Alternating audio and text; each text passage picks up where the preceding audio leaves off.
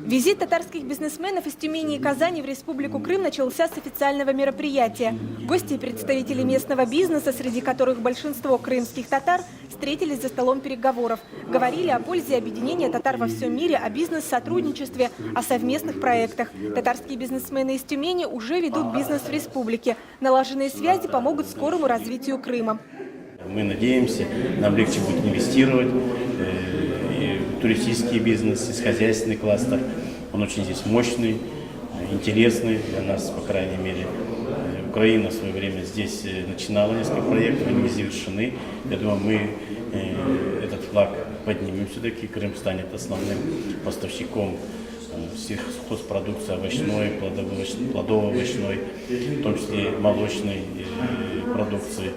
Крымские бизнесмены в сотрудничестве со Всемирной ассоциацией содействия татарским предпринимателям заинтересованы.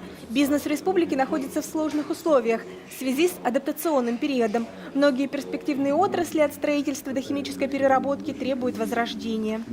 Несмотря на те вещи, санкционные вещи, которые есть, мы будем предпринимателям Крыма помогать информационно, юридически и практически. Поэтому здесь что дает? Дает, что поле для работы. Все приезжают и работают в Крыму. То есть надо работать, работать. Если будем работать, будет все.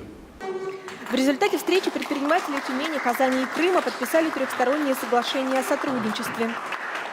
В рамках соглашения можно создать своеобразную ось. Значит, Крым, Тюмень, Казань, другие мощные центры татарского бизнеса, которые могут позволить развиваться предпринимателям Крыма, то есть татарам, имея опыт, имея территориальную большую форму деятельности Всемирной ассоциации татарских предпринимателей.